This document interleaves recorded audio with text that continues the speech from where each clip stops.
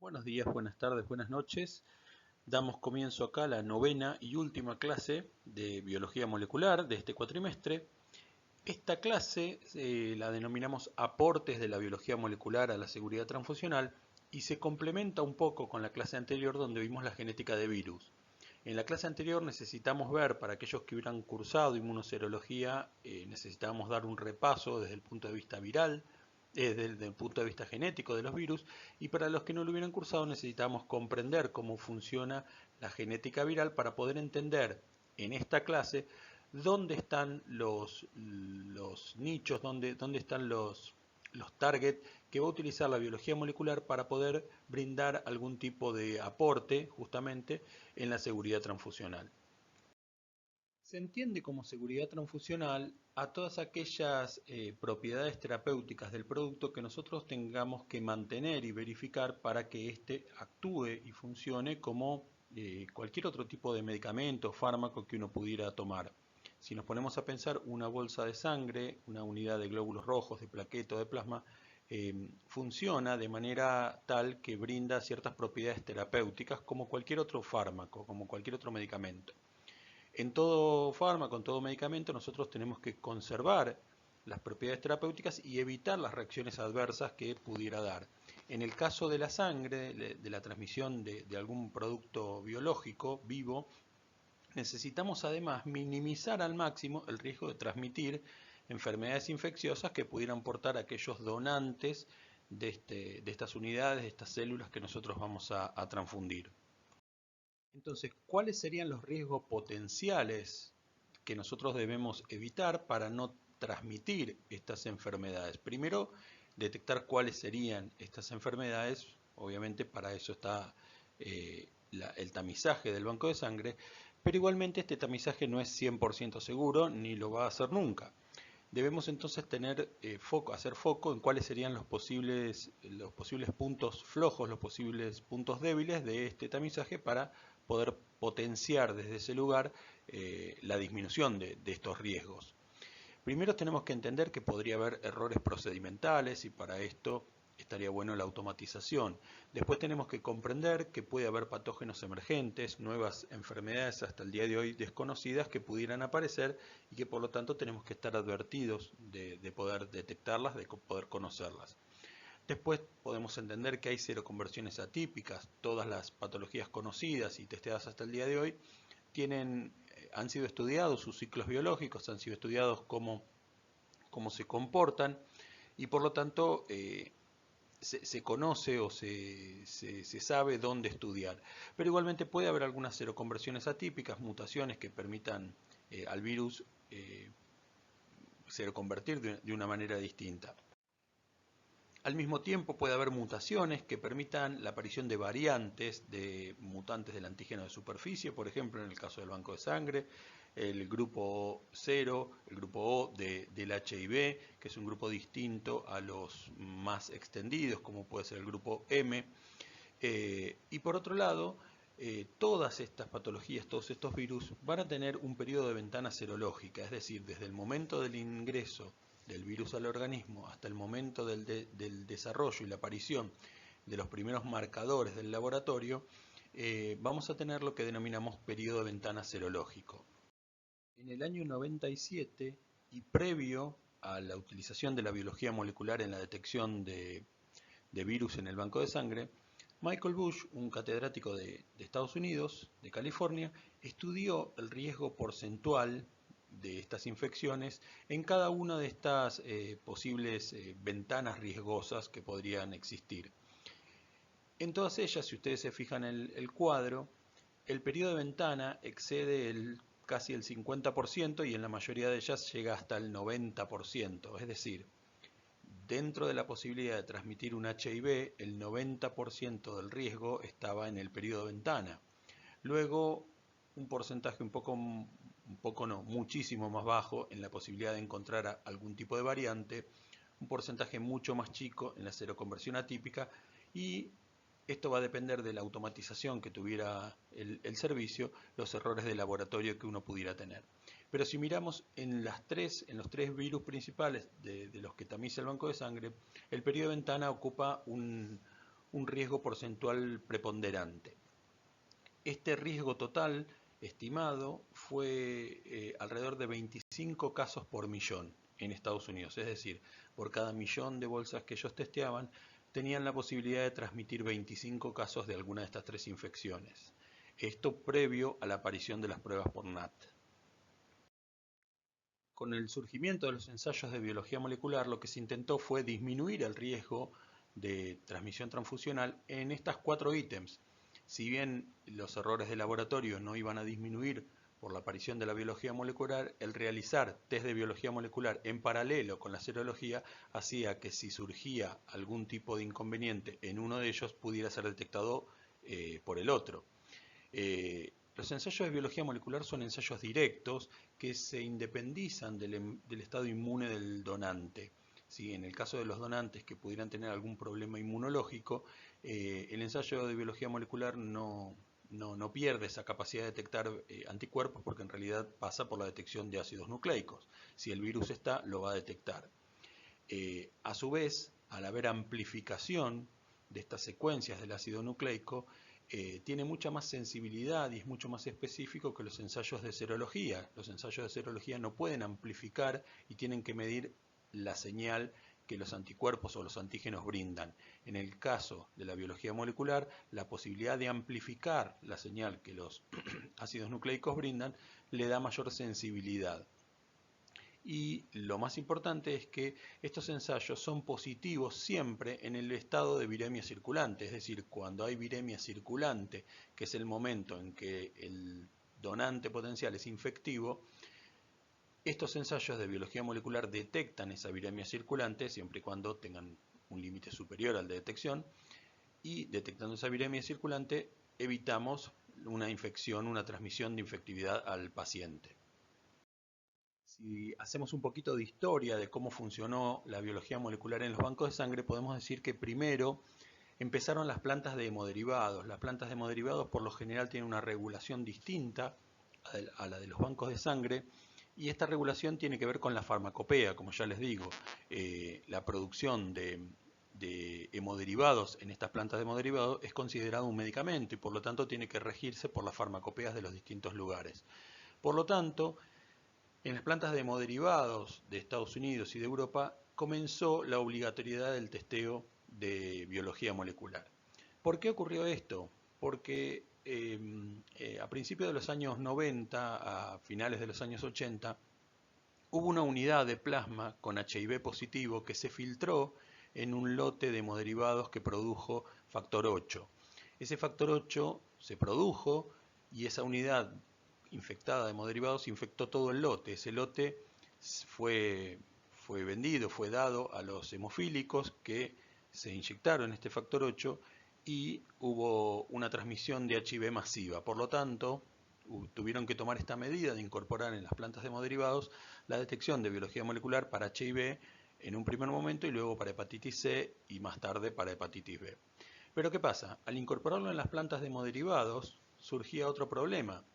Si la planta de hemoderivado detectaba un plasma positivo, un plasma con biología molecular positivo, tenía que informar al banco de sangre que tenía un plasma positivo y el banco de sangre se encontraba entonces con el problema de que probablemente hubiera ya transfundido los glóbulos rojos y las plaquetas, con lo cual se tomó la decisión de que, además de hacerlo en las plantas de hemoderivados, se incorporara a los bancos de sangre la determinación de biología molecular para HIV, hepatitis C y hepatitis B.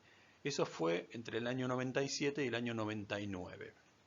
En el año 99 Japón incorpora hepatitis B, al principio no se había incorporado, luego hasta el año 2000 más o menos se van incorporando en los distintos países y a partir del año 2005-2006 comienza una disyuntiva entre realizar las determinaciones en pool o en muestra individual.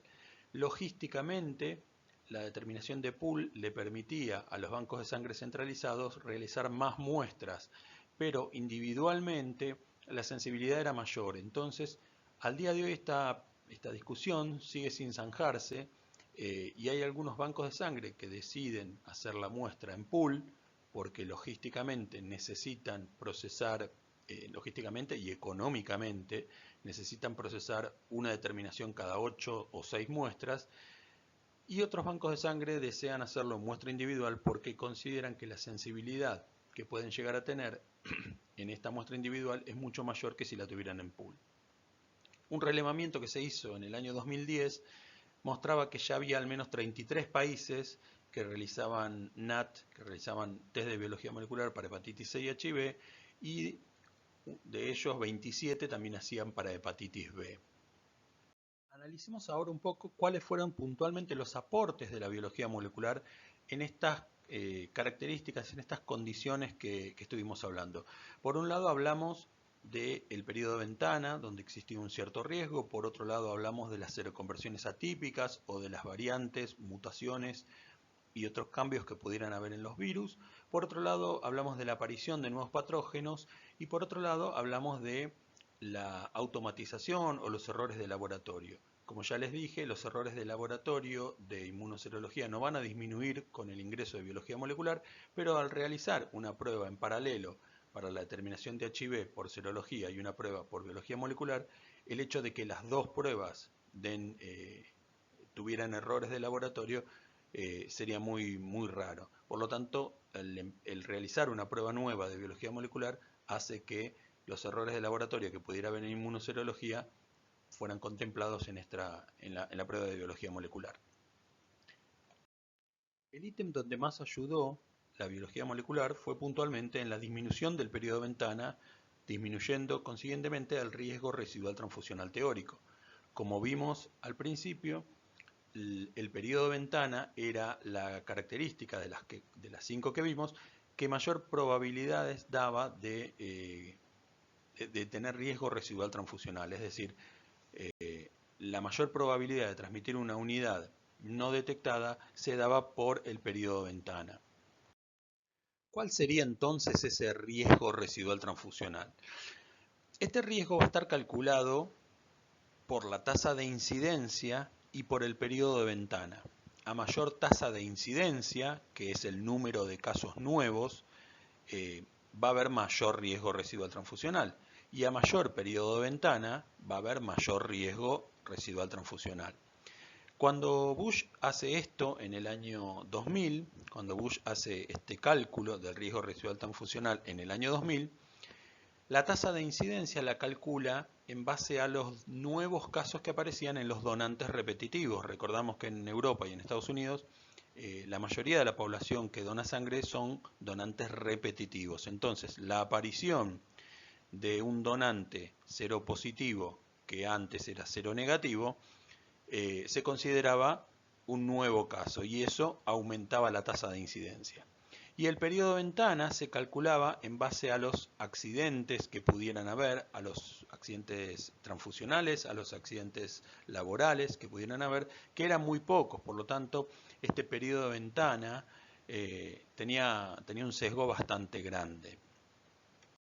Con ese cálculo se pudo estimar el periodo de ventana serológico para hepatitis B en alrededor de 60 días, para hepatitis C en alrededor de 80 días y para HIV en alrededor de 20 días. Cuando se hacía biología molecular, se disminuyó ese periodo de ventana en casi 30 días para hepatitis B, casi 50 días para hepatitis C y unos 10 días para HIV.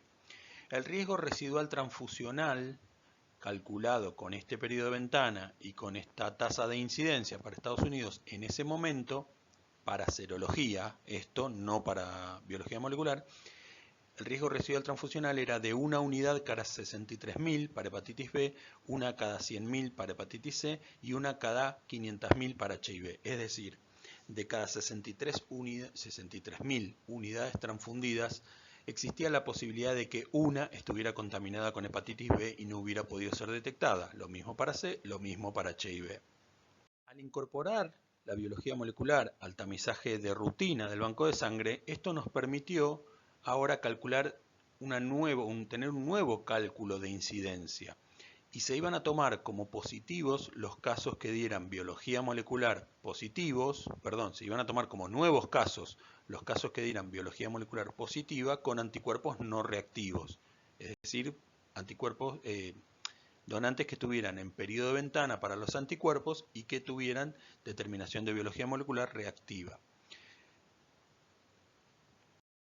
También hubo un nuevo cálculo del periodo de ventana que se hizo en base a unos estudios.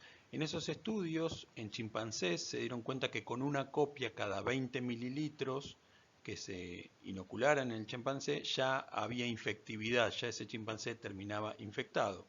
Con lo cual, una unidad de sangre ya sería infectiva porque con tener una copia en esos 20 mililitros ya sería infectiva. Y por otro lado, conociendo ahora la rampa de duplicidad del virus, para el HIV de 21 horas, para la hepatitis C de 17 horas y para la hepatitis B de 2,8 días, es decir, el virus de la hepatitis B, fíjense que replica mucho más lento, casi el triple que el HIV, casi el cuádruple que la hepatitis C en tiempo. Y conociendo los límites de detección de copias que tenían los distintos ensayos según el fabricante, se pudo calcular un nuevo periodo de ventana. Estos límites de detección informados por el fabricante en datos, en números negros, fueron corroborados por un trabajo que se realizó a pedido de la OMS, con números en rojo, y demostraron que, por ejemplo, una de las dos empresas tenía mayor sensibilidad para la detección de hepatitis B y otra de las empresas tenía mayor sensibilidad para la detección de HIV y de hepatitis C. Igualmente no eran muy significativas las variantes. Pero con estos límites de detección, más la rampa de duplicidad, más asumiendo que una copia sería infectiva, pudieron calcular un nuevo periodo de ventana, es decir, el momento, el tiempo en el cual le llevaría al virus replicarse en el cuerpo hasta llegar al punto de tener ese límite de detección superado. Con estos datos se calcularon nuevamente el periodo de ventana, nuevamente la tasa de incidencia y con eso nuevamente se calculó el riesgo residual transfusional en Estados Unidos, obviamente con su población. Entonces, fíjense acá que, por ejemplo, para hepatitis B, antes de la biología molecular, una bolsa de cada 63.000 corría riesgo de estar infectada y de transfundirse, y posterior a la incorporación de pruebas de biología molecular, una bolsa por millón corría el riesgo de estar infectada y de ser transfundida en minipules, y una bolsa cada 1.700.000 en muestra individual. En el caso de hepatitis C, una bolsa cada 100.000 corría el riesgo de estar infectada y de ser transfundido previo a la incorporación de biología molecular, y con biología molecular, una bolsa cada casi 2 millones podía ser la que estuviera infectada. Para HIV, una bolsa cada 500.000 era la unidad que podía estar infectada, que podía llegar a transfundirse previo a la incorporación de biología molecular, y posterior a la biología molecular, una bolsa cada 2 millones si lo hacíamos en minipool, o una bolsa cada 3 millones si lo hacíamos en muestra individual, era el riesgo residual que seguíamos teniendo. Fíjense cómo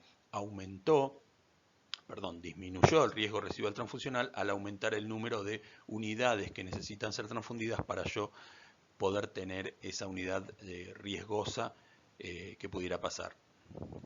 Como yo les planteé, la biología molecular en el banco de sangre se establece en la mayor parte de los países desarrollados en el año 99, y en el año 2009 la International Standard of Blood Transfusion hace una encuesta en 33 países, en realidad fueron más, pero los que contestaron que hacían biología molecular fueron 33 países, donde se les pidió que informasen la cantidad de datos que habían testeado para HIV, hepatitis B y hepatitis C, y cuántas pruebas por biología molecular positiva han tenido.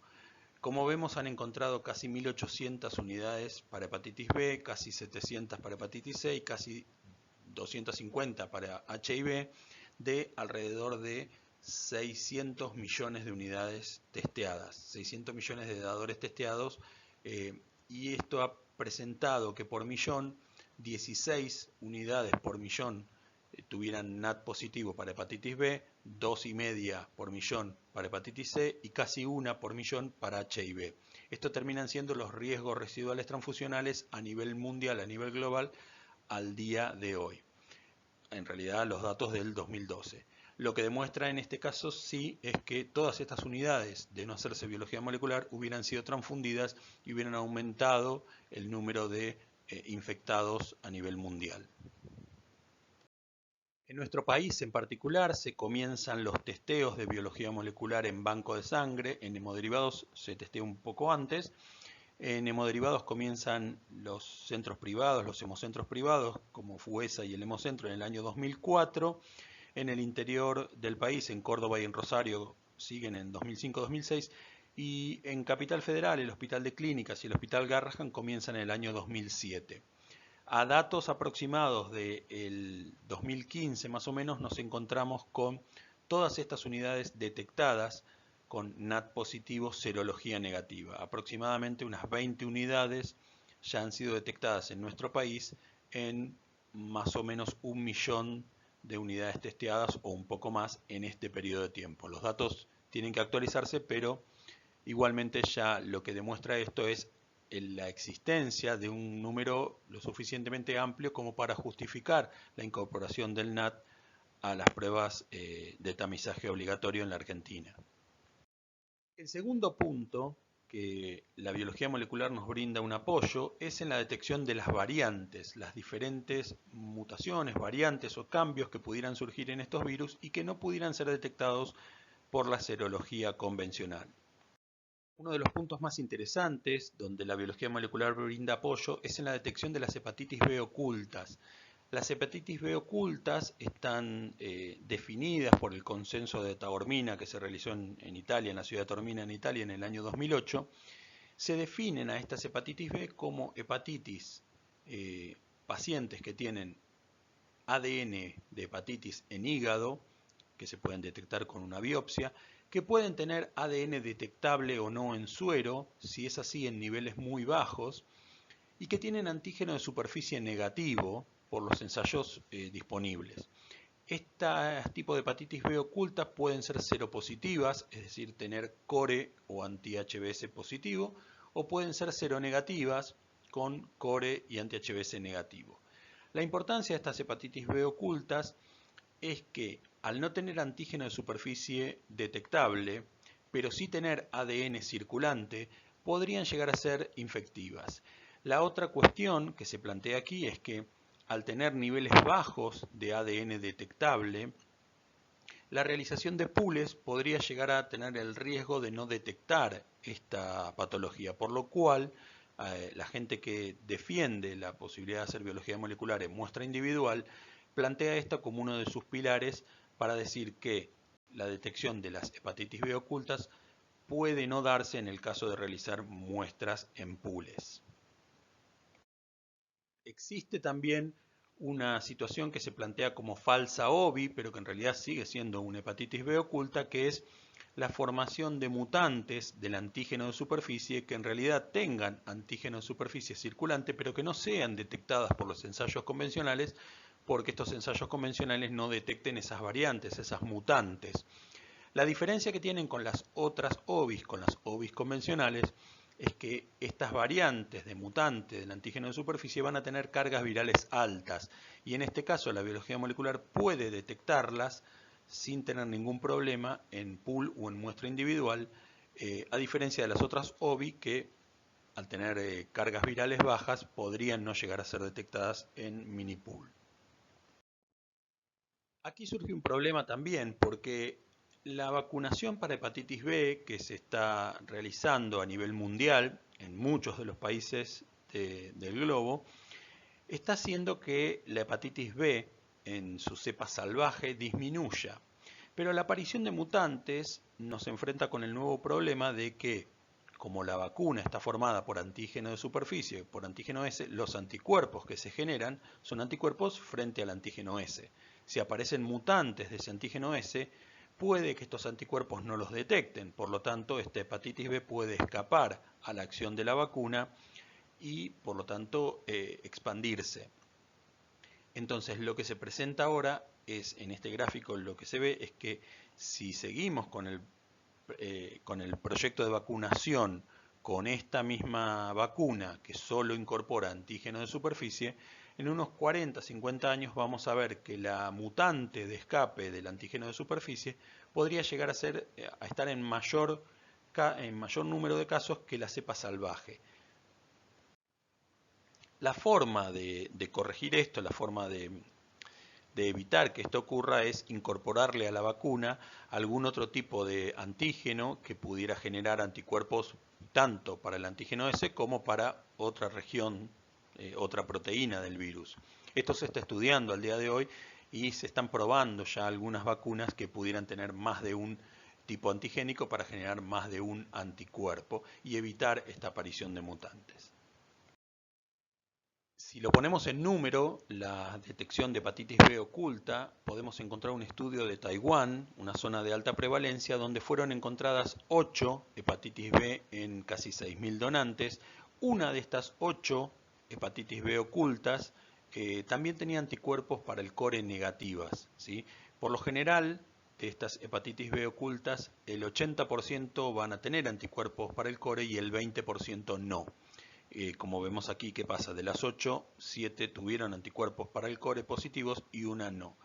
Si nosotros realizamos core desde el banco de sangre podemos llegar a detectarlo, pero algunos países no tienen como normativa realizar el core. Estos países se nutren de la biología molecular para detectar estas hepatitis B ocultas. También en Australia hay un trabajo que muestra que el riesgo residual transfusional de hepatitis B es de 1 cada 982.000 unidades y de ese riesgo residual transfusional el 55%, es decir, más de la mitad, es para las hepatitis B ocultas.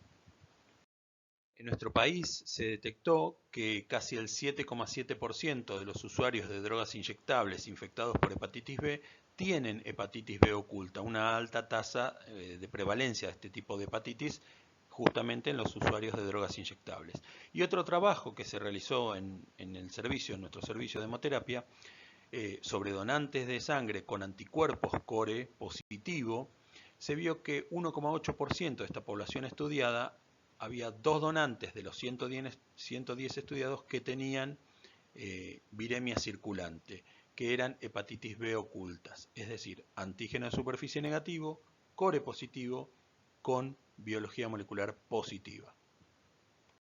Con respecto a hepatitis C, nos encontramos con la posibilidad de encontrar lo que se denomina hepatitis C serosilentes, que son portadores asintomáticos del virus, de la hepatitis C, que tienen serología no reactiva para anticuerpos.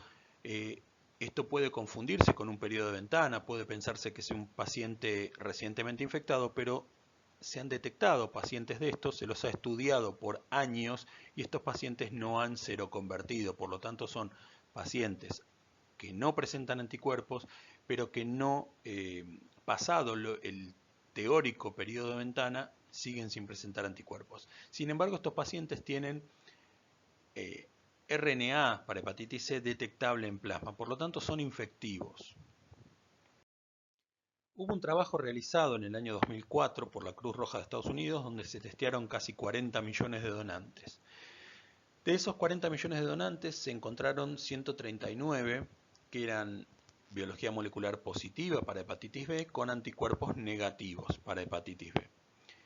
Se citó a estos donantes y 67 de ellos se prestaron a realizar un seguimiento de sus muestras hasta esperar su seroconversión. 64 de ellos seroconvirtieron finalmente, con lo cual nos encontramos frente a 64 muestras que eran periodo de ventana, pero 3 de ellas mantuvieron las pruebas de biología molecular positiva, pero nunca seroconvirtieron. Estas muestras se siguieron estudiando hasta los 18 meses, 2 y 3 años respectivamente, un momento en el cual los pacientes no vinieron más o se dio por terminado el estudio, y en esos 3 periodos, en esas 3 muestras, siempre tuvieron biología molecular positiva y anticuerpos negativos. Estos 3 casos son los que denominamos hepatitis C serosilentes. En estos casos de hepatitis C serosilentes, la biología molecular también nos evitaría de transmitir una posible bolsa infectiva a un receptor, ya que no tenemos anticuerpos que pudiéramos medirlos. La última categoría donde la biología molecular nos resulta de utilidad es en la incorporación de nuevos agentes al tamizaje de rutina del banco de sangre. Estos virus que denominamos emergentes pueden incorporarse rápidamente al banco de sangre a través de un test de biología molecular. El desarrollo de los test de biología molecular hoy en día es mucho más rápido que el desarrollo de un test serológico. Basta con conocer la secuencia nucleotídica del genoma del virus y de conocer cuáles serían las áreas target, cuáles serían las zonas más conservadas del virus para estudiar, que uno podría desarrollar un test de biología molecular en principio sin ningún problema. Para poder desarrollar un test serológico, primero tenemos que conocer qué anticuerpos se desarrollan en el organismo frente a qué antígenos de ese virus se desarrollan en el organismo, con lo cual esto implicaría un estudio mayor. Luego habría que lograr reproducir esos antígenos por proteínas recombinantes y poder generar estos anticuerpos, poder generar un test que detecte estos anticuerpos, con lo cual el desarrollo de estos estudios serológicos es mucho más laborioso para una patología emergente cuya necesidad de tamizaje fuera rápida.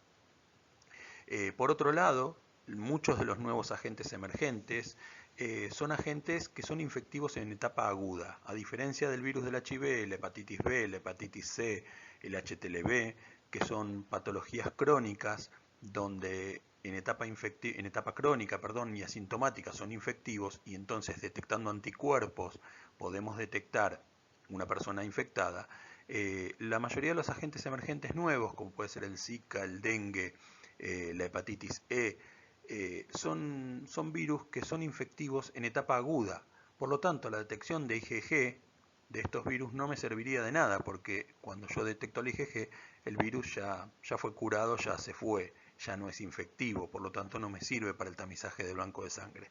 Sin embargo, si testeamos por biología molecular, estamos testeando el virus, estamos encontrando el ácido nucleico del virus en la etapa en que justamente es infectiva.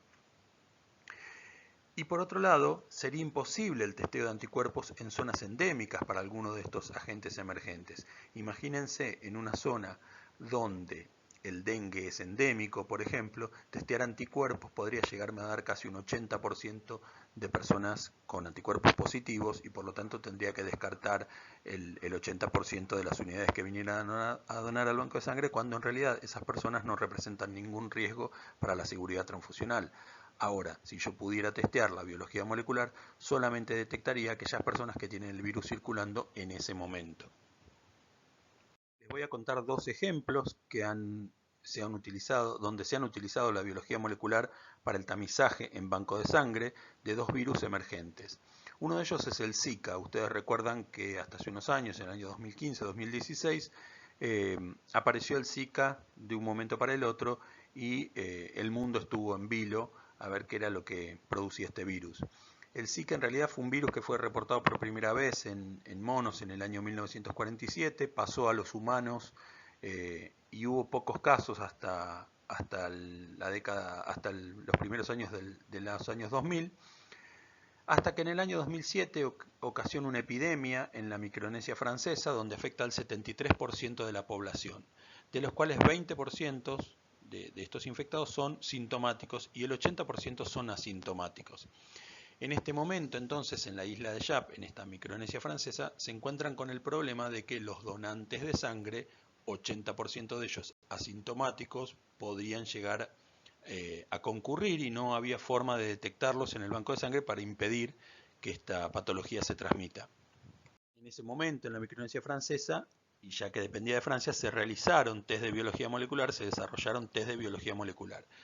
Este Zika continúa hasta llegar a Brasil, donde ahí fue noticia, ahí fue que surge el virus a nivel mundial como noticia, ya que hubo una correlación entre la infección por Zika y la aparición de neonatos con microcefalia.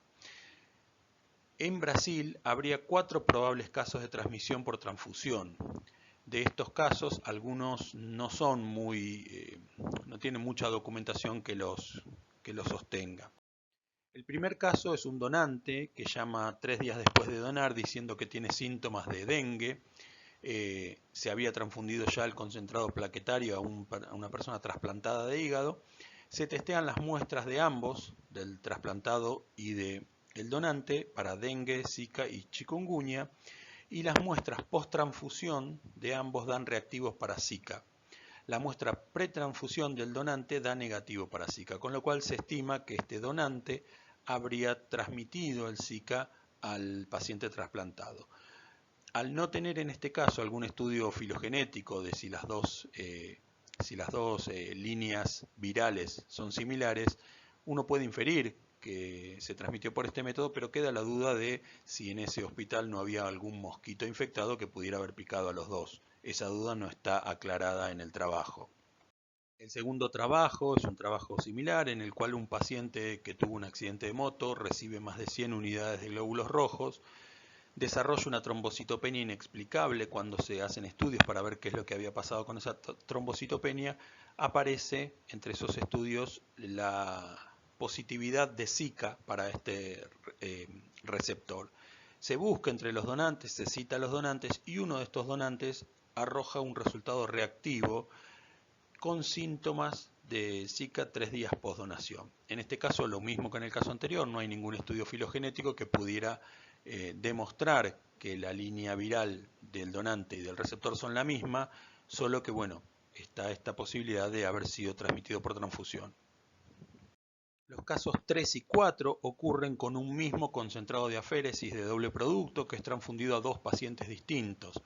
El donante llama para informar que tenía fiebre, rash y artralgias, se realizan los testeos para Zika, para dengue y para chikungunya, da positivo para Zika. Los pacientes que tenían muestras pretransfusional Zika negativo son testeados en el seguimiento y el paciente 1 da reactivo al 6º día post-transfusión y el paciente 2 da reactivo al 23º día post-transfusión. Ambos pacientes fueron asintomáticos. En este caso, si bien tampoco hay un seguimiento filogenético a ver si la misma cepa del virus es la de los tres individuos, ya es mucho más probable que haya sido por una transmisión transfusional, dado que dos pacientes y un receptor, dos receptores y un donante comparten la misma patología. Otra de las patologías que se ha incorporado al tamizaje transfusional es el caso de la hepatitis E. La hepatitis E es un virus que hasta hace poco se creía que era solamente entérico, pero ha sido demostrado que tiene una transmisión transfusional. Hay reportes de hepatitis E en Francia, donde ocurrió una transmisión de dos pacientes receptores de una misma unidad de féresis. Un tercer receptor de esa unidad de féresis murió, por lo cual no se pudo seguir estudiando. Estos receptores eran un trasplantado de riñón y un trasplantado de hígado. La unidad de féresis había sido inactivada por amotosalén y luz ultravioleta y se confirmó, en este caso sí, la identidad de la infección por genotipo 3 entre los dos receptores y el donante. Al día de hoy hay al menos 12 casos de transmisión transfusional informados en la bibliografía en áreas endémicas, en Inglaterra, en Francia y en Japón. Inglaterra, sí, algunas regiones de Francia y Japón han incorporado el tamizaje de hepatitis E por biología molecular de forma obligatoria, de forma normativa. En Japón se realiza NAT desde el año 2005, luego de que hubieran 4 casos documentados. De estos casos fueron los primeros documentados, luego se encontraron 231 unidades, 231 donantes con hepatitis E positivas para biología molecular en 2 millones de donaciones, es decir, una frecuencia del 0,012%. La mayoría de estos donantes eran del genotipo 3. Estos casos no presentaban anticuerpos y si los tenían eran del tipo IgM, con lo cual acá vemos lo mismo que planteábamos antes. La ineficacia de la detección de anticuerpos en el periodo infectivo porque no los tiene y una vez que los tiene ya no son infectivos. Todos estos donantes referían haber ingerido alimentos crudos o poco cocidos, con lo cual la ingesta de un alimento contaminado con hepatitis E permite que esa persona donando sangre infecte por vía transfusional a otra persona. En conclusión, luego de 20 años de implementar la biología molecular en el banco de sangre en algunas regiones del planeta, podemos concluir que desde esta implementación se detectaron varios casos de infecciones en periodo de ventana serológica, de infecciones en etapa aguda que no pudieran haber sido detectadas por la serología convencional. Se ha evitado la transmisión de infecciones silentes, de hepatitis B ocultas, hemocomponentes que en definitiva eran infectivos, pero que la serología tradicional no los hubiera podido detectar. Contribuimos a la disminución de este periodo de ventana al detectar las unidades por biología molecular en este periodo, unidades que por serología no hubieran podido ser detectadas. A su vez permitió profundizar en el conocimiento de esta historia del virus, conocer un poco más de este virus, pudiéndolo estudiar desde mucho tiempo antes, y permitió, desde el punto de vista del banco de sangre, ampliar el número de patógenos estudiados al poder incorporar algunos patógenos emergentes para la determinación de, por ejemplo, Zika o hepatitis E, en cuyo caso la detección de anticuerpos hubiera sido ineficiente, hubiera sido sin importancia, no hubiera brindado ningún otro tipo de aporte al banco de sangre. La biología molecular sí. Sin embargo, la biología molecular al día de hoy sigue presentando ciertas dificultades. Es una tecnología mucho más compleja respecto al ELISA, si bien hoy en día los equipos de biología molecular están prácticamente automatizados y corre mucho menos riesgo la contaminación, sigue siendo necesario tener cuidados especiales, laboratorios apartados, laboratorios específicos para biología molecular, porque el riesgo de contaminación es muy grande y pudiera llegar a dar muchos falsos positivos. A su vez, la biología molecular sigue teniendo un alto costo, ¿sí? En muchos lugares no hay regulación al respecto. En Argentina la realización de biología molecular no es obligatoria, es optativa frente a la determinación de antígeno para HIV o antígeno para hepatitis C, por ejemplo. Y por otro lado, la oferta es acotada. A nivel mundial existen dos empresas principales que son las que realizan los estudios, los ensayos de biología molecular, con lo cual este oligopolio hace que la oferta acotada también tenga menor competitividad a la hora del precio y por lo tanto si uno no termina con uno tiene que terminar con el otro y esto va en detrimento de la posibilidad de elección o de la posibilidad de competencia y de disminución del precio de estos productos. Para finalizar, tenemos que pensar cuáles serían las discusiones y metas a futuros que nos permite pensar la biología molecular. Por un lado, tenemos que llegar a la cobertura del 100% en nuestro país. Hoy en día en nuestro país tenemos dos calidades de sangre, la sangre con biología molecular y la sangre sin biología molecular, dado que no es obligatorio en todo el país realizar este tipo de determinaciones. Sin embargo, para poder llegar a esta cobertura de 100% en nuestro país, hay que primero ajustar algunas cuestiones que tienen que ver con lo comercial y algunas cuestiones que tienen que ver con la logística y la disponibilidad en algunas provincias o en algunos hospitales de poder hacer biología molecular.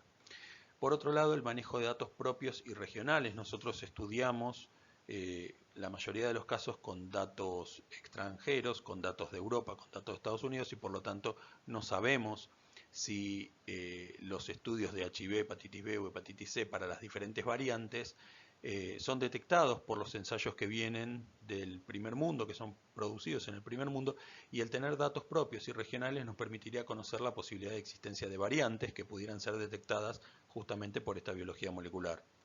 Sigue la discusión entre muestra en pool y muestra individual.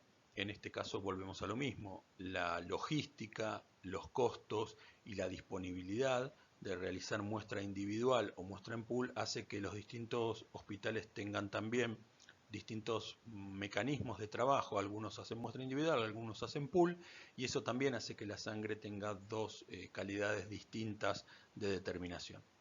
Por otro lado, la automatización de las técnicas sigue avanzando. Hoy en día la biología molecular está prácticamente automatizada desde el punto de poner un tubo con código de barra en un aparato y el aparato realizar todo, desde la extracción hasta la entrega del resultado. En ese punto la automatización de las técnicas ha ido avanzando muchísimo. También está la posibilidad de desarrollo de nuevos test para nuevos agentes. Como ya les digo, a nivel comercial ya existen ensayos para la determinación de dengue, para la determinación de Zika, para la determinación de hepatitis E, y se van desarrollando test para determinar nuevos agentes. La cuestión es si esos agentes deben ser incorporados al tamizaje del banco de sangre de rutina. Y por otro lado, la mejora de la sensibilidad de estos ensayos de biología molecular para poder detectar las variantes que pudieran ir surgiendo, ¿sí? Las empresas que realizan los test de biología molecular deben estar alertas al surgimiento de variantes, sobre todo de variantes que pudieran tener que ver con mutaciones puntuales o con mutaciones en regiones donde ellas tienen el target, donde ellas tienen el sitio de ubicación para poder generar, en todo caso, algún nuevo test de biología molecular que detecte otra región o que detecte otro sector de ADN o de ARN donde pudiera escapar a esta aparición de una variante. Por último, las discusiones que se presentan también en todas las mesas de debate de los bancos de sangre es la discontinuidad o no de algunos ensayos y la posibilidad de reingreso de donantes. Con respecto a la discontinuidad de algunos ensayos, algunos plantean que la realización de biología molecular para HIV y para hepatitis C permiten discontinuar los antígenos de hepatitis C y el antígeno P24 para HIV. Distinto es en el caso de hepatitis B, donde no es tan clara la posibilidad de discontinuar el antígeno de superficie si uno testeara biología molecular para hepatitis B. En este caso no hay punto de consenso, algunos plantean que se pudiera y otros plantean que no. Y con el caso de los reingresos de donantes, en nuestro país la ley no permite el reingreso de donantes, las normas no permiten el reingreso de donantes, pero la aparición de la biología molecular permite poner sobre la mesa la discusión sobre si se puede o se debe o no reingresar donantes. Como ejemplo puedo poner el caso de algún donante que haya dado hepatitis C, por ejemplo, con un ensayo de primera generación, cuya especificidad era bastante baja, y esa persona con un ensayo de anticuerpos de primera generación de una especificidad muy baja, esa persona hoy en día no puede donar, y si esa persona en realidad hoy le hiciéramos un test de anticuerpos que diera negativo y una biología molecular que diera negativa para hepatitis C, quizás podría reingresarse. Todo esto son discusiones que se tienen que dar desde el punto de vista legal, desde el punto de vista normativo y desde el punto de vista científico, evaluando la posibilidad o no de gestionar este reingreso.